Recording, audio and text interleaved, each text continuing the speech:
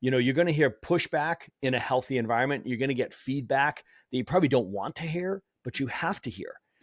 For you to maintain the role of leader, you've got to be a great leader, right? So you've got to be a remarkable leader. And one thing that, we want to talk about today is like great leaders, they receive feedback and they receive criticism. Hello and welcome to the Remarkable CEO Podcast, a show dedicated to chiropractors who want to transform their job into a business so that they can have a remarkable practice as part of a remarkable life, not instead of one. With your hosts, Dr. Pete Camiolo and Dr. Stephen Franson. Welcome to another episode of the Remarkable CEO Podcast. I'm Dr. Pete Camiolo. And I'm Dr. Stephen Franson. Hey, it's great to be together today. And it is always good to be in the studio with you, Dr. Stephen. We are coming to you here early on a Friday morning, which is our typical time that we get to sit down and meet up and discuss our podcast plan. And I love that we both showed up today feeling convicted around the same things. And so today we're going to talk a bit about leadership, and we're going to talk about how does a leader respond in the face of criticism. And Dr. Stephen, this is such a powerful subject matter. Are you telling me, Dr. Pete, that it's possible that somebody might not agree with me and go along with the way I think? It's very possible. It is. It's actually guaranteed. When you build a team, of a world-class team, and you scale, you're gonna encounter challenge. And Dr. Stephen, I'm looking forward to digging into this topic today with you. Yeah, it's a poignant topic, right? And it's something that is like really timely and real and raw and organic. As you know, we're in the throes. We're like literally in the middle of a 2-day, what we would consider our quarterly board meeting for the remarkable practice as a business, right? So, and we're going to be totally transparent today in this conversation because that's where all the good stuff is.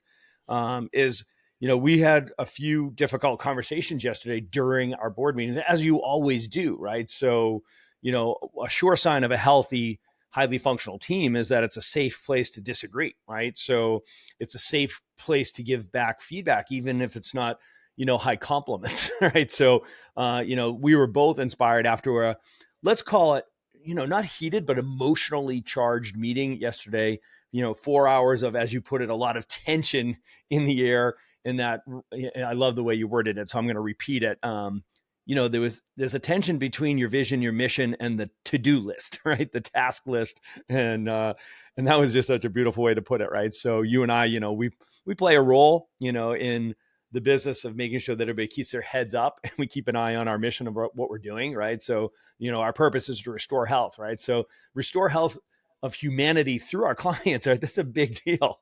That's a big deal, right? That's a big ask, right? So we want to see 1 million active patients under the care of remarkable practice doctors, right? That's 4,000 doctors worldwide seeing on average 250 total active patients, right? There's a mission, right? So, we're going to deliver transformative content and experiences for chiropractors to help them get there, right? So, you and I have our eyes on the prize, and at the same time, that probably drives everybody else on the team crazy because our eyes are always bigger than our stomachs. We always want to do more. That's just our instincts, right? So, and as much as that's our role in the vision in the village, it can tax the rest of the village, right? So the reality check here is that you're going to hear pushback in a healthy environment. You're going to get feedback that you probably don't want to hear, but you have to hear, right? And for you to have a sustainable business and frankly, a sustainable role as the leader, because leader implies people are following you,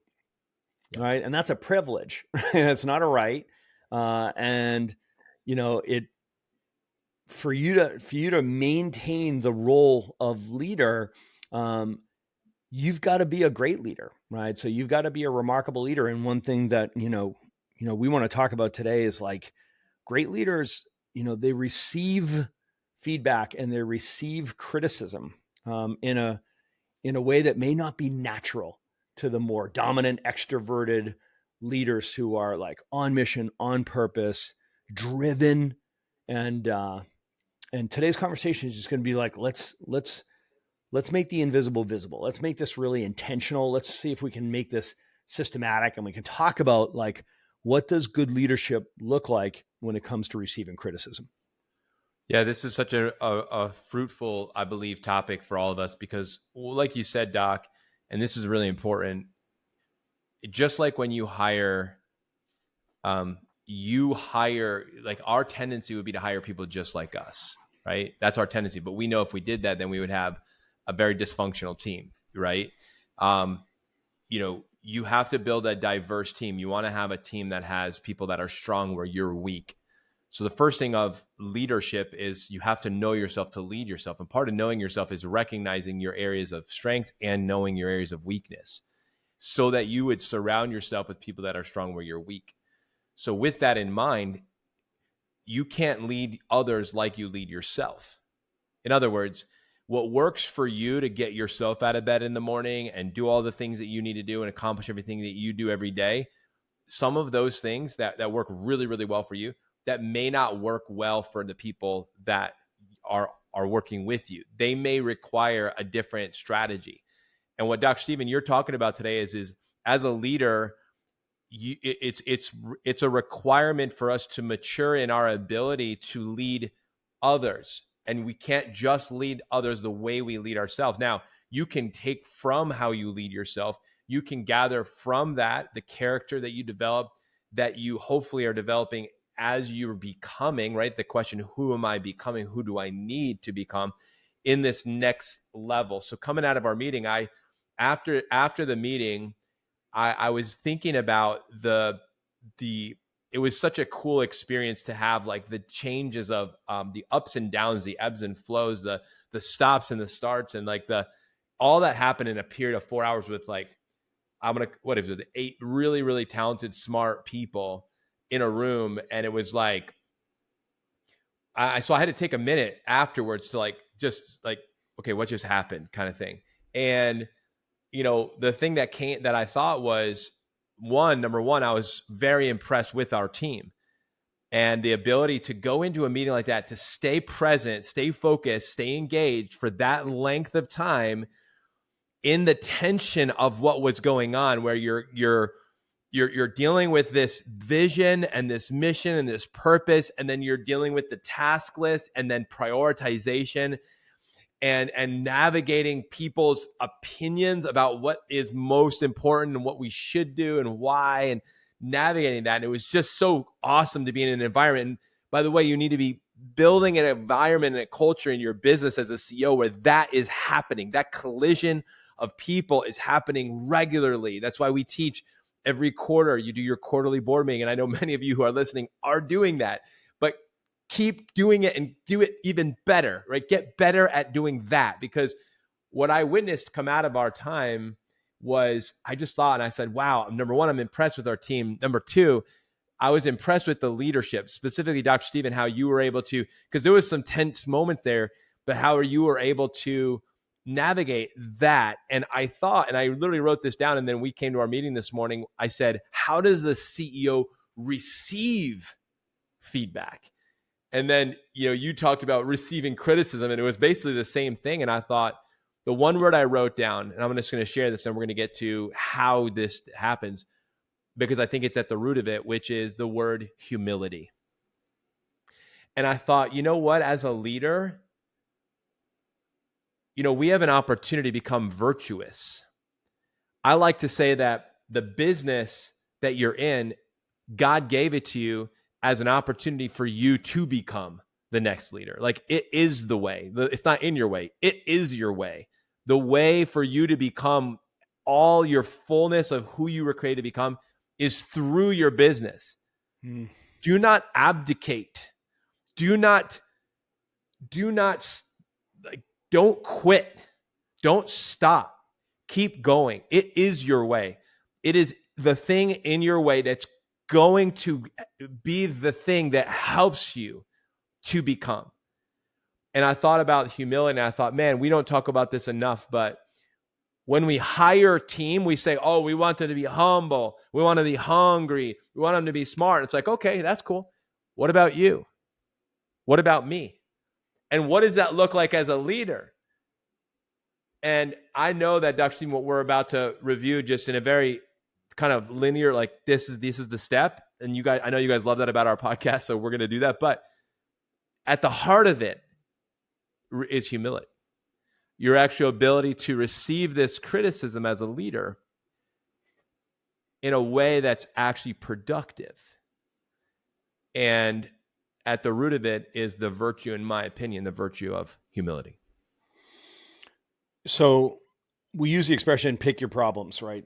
Pretty regularly, right? And as a CEO, we want to be picking better problems, right? So I know for some of you on the line right now, you might be saying to yourself, oh, give me that problem. Give me the problem of there being tension in a room full of people that are engaged, who care, who are driven, and they're just competing on prioritization. What is the priority for us to be focused on next, right? So what should we be doing now? What are we doing next? And they're literally going to war for, where they feel that we need to lean in, right? And you can see how invested they are in the business and in the mission and the vision, right? So some of you might be saying to yourselves right now, man, I wish I had that challenge, right? I'm dealing with people that are disengaged. I'm dealing with apathy, right? I'm dealing with people that are either just nodding their way through and yes-menning me, and right. So I just want to throw our arms around you guys on this as well, right? So it's just like, this is, as Pete said, this is an environment that is intentionally created, right? So but at first it starts with you as a leader. Like you've got to like sincerely and genuinely want that. Even though it may feel hard to do it that way, it's the hard easy, right? So it's like, come together, have the hard and awkward and difficult conversations, lots of tension, roll up your sleeves, go to battle, stay inside the ground rules of, respectful battling, so in communication, that's how you battle, right? So, but you want to battle, you want to battle things out. And, once you establish a culture of like, man, it's not about being right, it's about doing the right thing, for the business, then, and those are the ground rules, and everybody has at it, coming out of there, you're going to come out of there stronger, and you're going to land on what is the best thing versus, what can very often happen, which is just, you bully your ideas through and everybody's like nodding their heads, but they're not bought in. Right. So that's the easy hard. That's just going to be brutal. Right. So yeah, that might've been an easy meeting, but you're going to spend the next 89 days are going to be hard. Right. So, remarkable CEOs recognize that. So, I was debriefing after the meeting yesterday myself, because to be honest with you, it was a really challenging, very difficult meeting, but it was an awesome meeting, right? So those two things coexist, right? It was very difficult, but it was awesome. Okay. And, honestly, it was not my natural MO, right? My leadership style, I have had to develop it. So I want you guys to hear that. It's like, it's certainly not natural. I don't mean to speak for you, Pete, but I mean, just for both of us, it's like, we have had to build the muscle. And that means that we had to know that we were intentionally building the muscle and to consistently just have at it, even though it's hard, right? So I wanted to capture, my own notes around this, because it is unnatural for me. And I never want to lose that edge. I never want to lose that, that desire and clarity, because sometimes what it can happen is on one end of the spectrum, you can get so frustrated, you just say, the hell with it, I'm just going to do it my way. Okay. Or on the other side of the spectrum, you might get so successful that you lose the humility and you're like, we're going to do it my way because we're successful.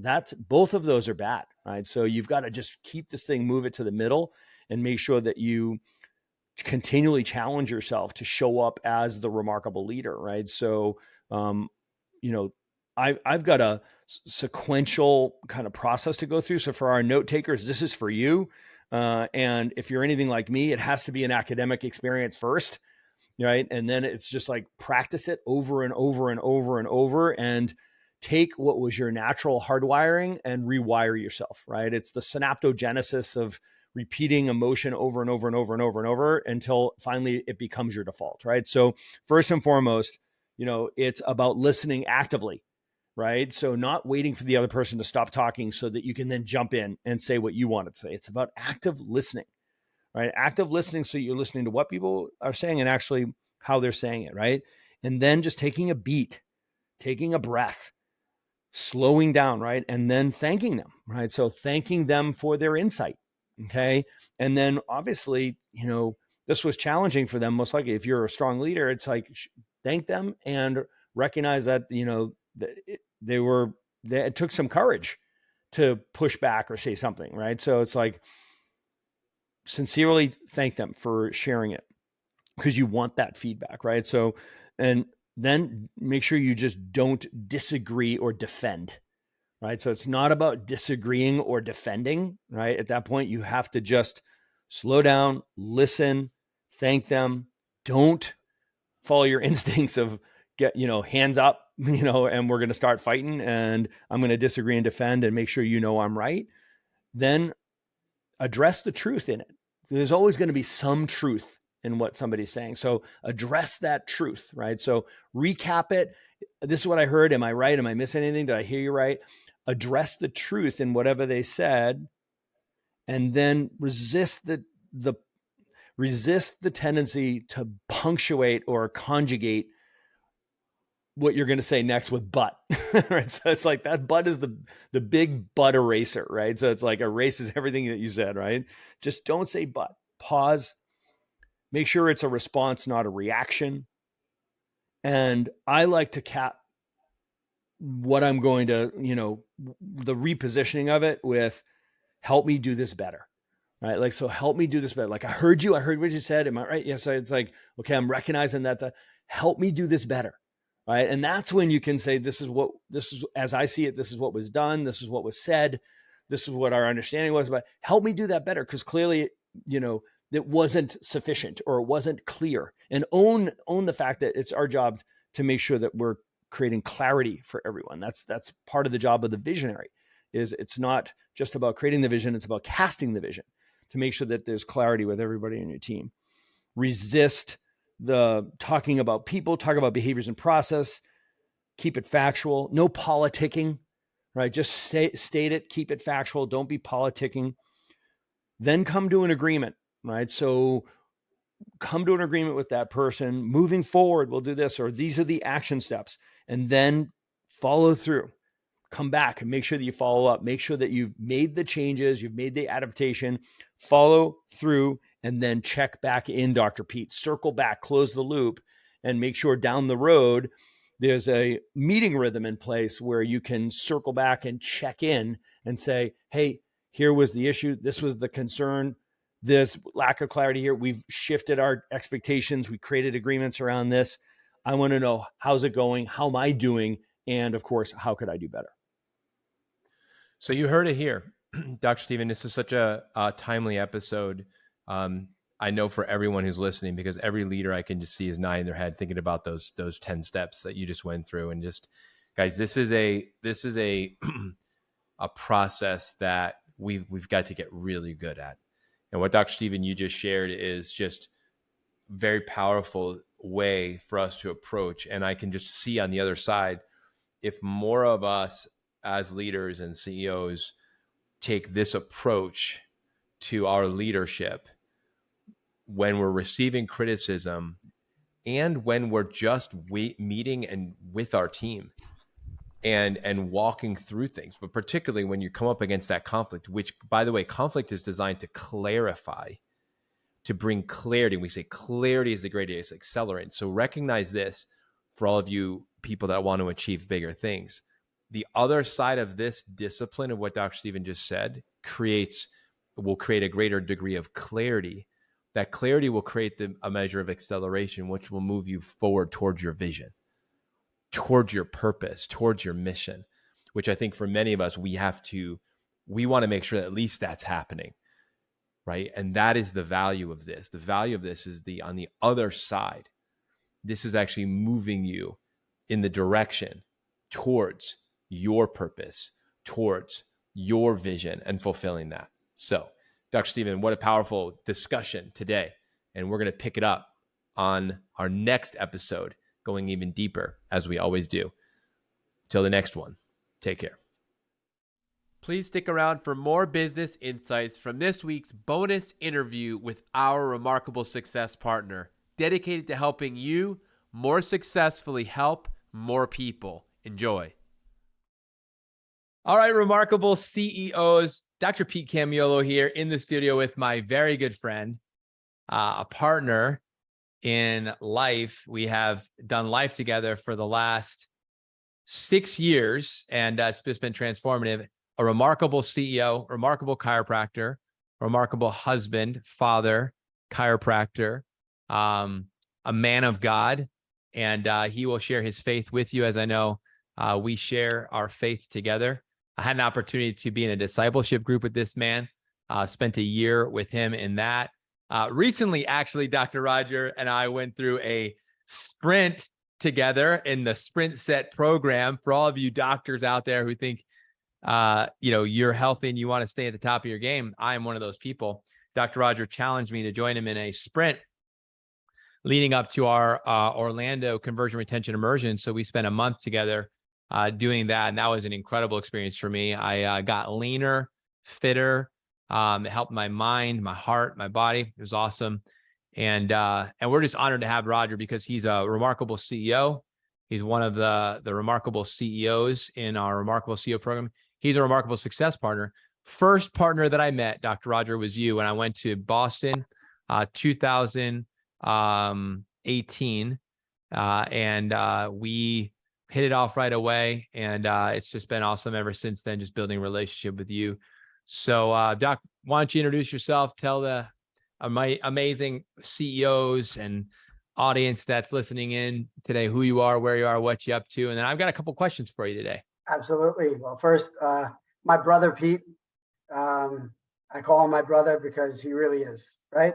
I want to just thank you for all that you do, because I hear from so many people, whether they're my SprintSet doctors that work with me currently, or whether they're just chiros that I know, or docs out there who are just always just praising you of how your heart is, how you're there right at the right moment. You give them the most sound advice. You pray over them, like all the things that you're doing is just incredible. And, Dr. Steven and all the other coaches in the CEO program have just been amazing. Steven's, been my personal CEO, coach as well. He's great. So anybody who isn't in the CEO program, highly, highly recommend it. Who am I? I'm, number one, I am a man of God, right? So I'm a faithful man. I'm a husband to my incredible wife, Christina, who is just a blessing. I've been blessed with that. People go, "Oh, you're so lucky." I go, "I'm not lucky, man." I said, "I'm blessed." The Lord is he's blessing me, and he's he's giving me favor, right? And she feels the same way. She goes, "Oh, I'm blessed," right? So that's the relationship that we have. And we have, Sienna is my oldest, Ella is my middle, and Skyla is our youngest. I love just spending time with my children. They matter so much to me, and God has put me, at the head of the household so that I can be there to just show them the way of life, right? I am the founder of SprintSet Energizing Weight Loss System, and I'm also a practicing chiropractor and the CEO, right, of the business. And we have a very successful wellness center in Paramus, New Jersey. And again, I'm there locking arms with other SprintSet affiliate doctors and providers around the entire nation right now. So that's who I am, man. We're making a difference, right? Making a difference. Yeah. What I love about it, well, first of all, thank you for that. There's so much you and I could share and go down lots of different paths today, but I want to keep it tight for our podcast listeners, because I really want them to understand the power of your business. I've had the opportunity to come and speak at multiple of your events.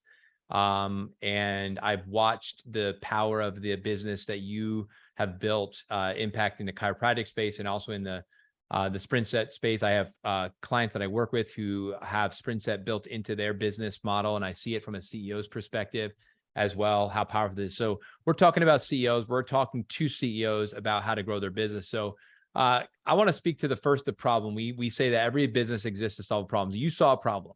When you launched this, you already had a very successful chiropractic business. You were killing it in the space, right, already. But yet you saw a need and you said, you know what, we're going to fill this. Can you talk a little bit about, give us the 2-minute genesis story of how this really started, the problem that you saw, but also the problem that you see to this day, and the problem that SprintSet Energizing Weight Loss System solves for humanity, but also for the doctor.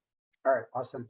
So, I was a busy doctor, and I saw that there was a need for my patients, right? So when there's a need for your patients and they're coming in and we're adjusting them and doing corrective care and doing functional neurological care, just doing the things that we do. Well, people are still coming in with some joint pain and inflammation in their body. They carry this extra weight. They got toxicity going on, and you need a solution there. And I said, all right, they're right here. We want to be here to take care of these people, right? So I've been involved in many different systems out there, and I saw that there's been so many holes and gaps. One of the holes is that there isn't somebody there to hold people accountable throughout the entire process, because that's such a heavy lift, and nobody wants the heavy lift of saying, hey, I got to have somebody that we're watching these people every single day, right? Okay. Then you deal with people's emotions, right? People got to lose weight. There's a lot of emotions on that. A lot of people holding on to, they stuff their emotions, right, with food. Some of the things that they do. So we want to make sure that we have somebody there, a personal coach that is guiding them. And then you also have to have somebody that is throughout that process. Once they follow a system, it's got to be a proven system that's going to actually work.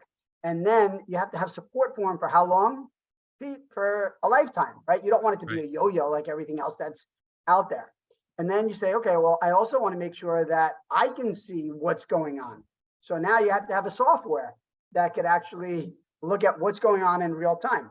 And I wanted to be able to see specific parameters, like, all right, what's going on with their energy, what's going on with their weight, what's going on with their mood, what's going on with their cellular inflammation, right? If they got oxidative stress going on, I want to take a look at their body composition. I want to be able to see all of that real time. And I want to see every conversation that's happening with a participant and a coach at any point in time.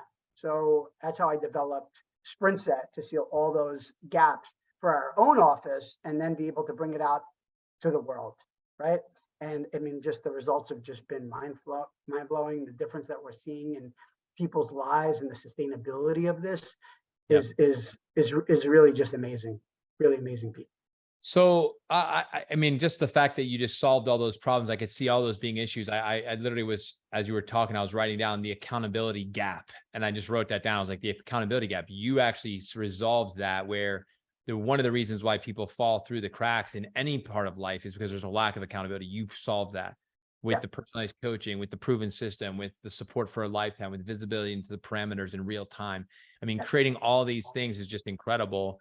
We like to say that, results is the result of three things in the chiropractic practice. We talk about it's getting your adjustments in rhythm, it's breaking those bad habits and building those good habits, and doing those supportive exercises at home. When you do these three things at the same time over time, that's where your results live. And I wanted you to talk about results. I wanted you to talk about, so you look, I mean, when I think about what you're doing, you're literally hitting the second leg of that stool. You're basically saying, listen, you could be getting your chiropractic adjustments in rhythm. You may be doing those exercises at home, but what about those breaking those bad habits, building those good habits? You talked about the toxicities, you talked about the deficiencies, you talked about the lifestyle stresses, you talked about these things. That's a major leg of the stool. Can you talk about the return on the investment? And we think about it in the terms of the 4 limited resources, not the one resource of money, but time. Busy doctor, you said. Energy. Where are you going to come up with more energy? You're already busy. Focus. Man, you got a family, 3 beautiful children. Why? I mean, you've got all these multiple businesses to run. Focus. And then the money. So talk about the ROI. If I'm a CEO listening and I'm like, hey, I've been interested in putting weight loss into my clinic and integrating in, what does this look like? What does it look like as far as an investment initially to get it going, to keep it going? What kind of engagement can we expect? Can you talk a little bit about that? Yeah. So for a TRP doctor, it is $0 out of pocket, because we've waived the initial fee, right? So now there is no setup fee, and it costs you $0. And then from there, on every single sale that you get, if it's a full SprintSet, you make a $500 return on investment. If it's a short SprintSet, you're making a $300 return on investment. And that adds up, that adds up in time. And then as far as like text messages, right, that takes time, right? Well, the text campaigns are already done for you, right? And they're already being sent out for you. Emails, they're already done. That's already happening for you. Sales, we got a sales team that's actually doing the actual sales for you, right? we coordinate together to actually, okay, what's going to be the best way to continually market for people, like sending out, tips of the day or recipe of the week, things like that. It's done for you. And then the coaching is done for you, right? Like you don't have to do that. So essentially you're being an ambassador. You're sharing the good news, so to say, and you're leveraging our people, our technology, and our systems to help you support your people. Like I always say that there's money everywhere, right? That you're missing out on, and here you are, and they're going to someone else looking for that. But you're doing that by making a difference. And as a chiropractor, we always want to make a difference. And many times we're giving things away, right? Well, people are looking for what SprintSet, they're looking for that. A lot of them are dealing with hormonal resistance. A lot of them are dealing with toxicity. A lot of them are dealing with cellular inflammation. A lot of them have weight loss challenges, right? A lot of them have emotional distressors going on. SprintSet can be a support system for you, and you should definitely leverage that, right? So it helps with every single one of those things. Time you want to be able to go away on vacation and not have to worry about it. Guess what? It runs for you, right? You want to be able to be at your kid's baseball game, dance. My daughter has lacrosse tonight. Guess what? I'm going to be doing that. And I know that there are some SprintSet sales that are happening today while I'm doing that, right? So I'm leveraging resources. And these are the things that you want to do. Now, I'm not saying that you'll never have to put any investments, because you will. Like, hey, if we dry out the well of new patients and stuff, and we want to market out to your community, you'll have to do some marketing spend, things like that. But guess what? We will build your landing pages for you. Like, we'll build all those assets. All you're doing is paying the ad spend, for something like that in order to drive traffic. We'll show you ways to be able to drive more traffic chiropractically as well. SprintSet is created for the busy doctor by the busy doctor. Something that's also great is you get somebody who comes in for weight loss. They do that, then they refer their family members and friends who never walked in your door chiropractically, but now become chiropractic patients, because once they go through SprintSet, they automatically get set up for a nervous system evaluation. So to get a chiropractic check. And then it's your job to move them over to the main thing, right? Because you as a chiropractor want to keep the main thing, and you should, and then let us do the rest. And that's it. It's awesome, Doc. I mean, just so much gold there. And I loved how you have built, I've watched also the evolution of your business, the transformation as you've continued to move with the times, and you're recognizing the needs of the doctors. And I love your sensitivity and your speed of implementation, your willingness to pivot, to continue to customize and optimize your service for the providers so that they can successfully help more people. So I love all of that. And if you don't know what even the evolution's been over the last 3, 4, 5 years, what Dr. Roger is doing is continuing to listen to the feedback from you as the providers, and continue to refine their system. You're always, I know, in the lab refining, Doc. And I love that about you, man. Last question here is, considering, we talk to CEOs. As CEOs, we always think in 3 frames of time. We think in the frame of now, next, and ultimately. And so I want you to put on your visionary and strategic hat for a minute and speak to the CEOs about the future. And I want you to, you're around the profession, you're a leader amongst leaders, and you're as you look ahead and you assess the needs of our profession, our great chiropractic profession, and how are you and what SprintSet is doing actually helping doctors be more prepared to succeed in the future? How do you see yourself as part of that, Doc? Yeah, I mean, first of all, it's a great question, right? Every office out there, I believe, in our space today, has to have a lifestyle component. You have a life flow, and then, which is chiropractic, right? How much life is flowing through somebody's body, and we're going to keep that happening. Then you got lifestyle. And when people look at lifestyle, they look at different things. All right, do I exercise? How much water do I drink? What should I be putting in my body? When should I be putting in my body? How much should I be putting in my body? Oh, today there's a new app that comes out and it's telling me to do this and it's tracking this. Oh, I could take this nutritional assessment today. It'll tell me what I need. Well, we're already ahead of all of that. We already have the assessment tools that are built out to test somebody's nutrition and tell them what they need for their body. I just had a conversation with a lady today about that. And she goes, never seen anything like this before. I just take this assessment, it's gonna tell me exactly what I need. Absolutely, yeah, why? Because it's been linked with an algorithm, right? So based on labs and subjective complaints, we put it together and now it spits out a report, gives them a report card. A, B, C, D, F. This is your grade. This is what's been going on. This is what you indicated is going on in your body. This is what you need.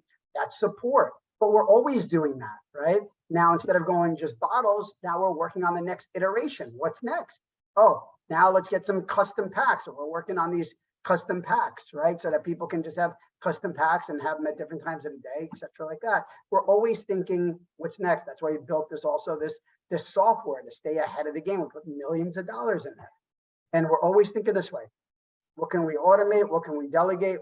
What needs to get eliminated, right? Automate, delegate, eliminate. Something isn't working, we got to eliminate it, right? Because we kept trying out to change the map around, we're going to eliminate it.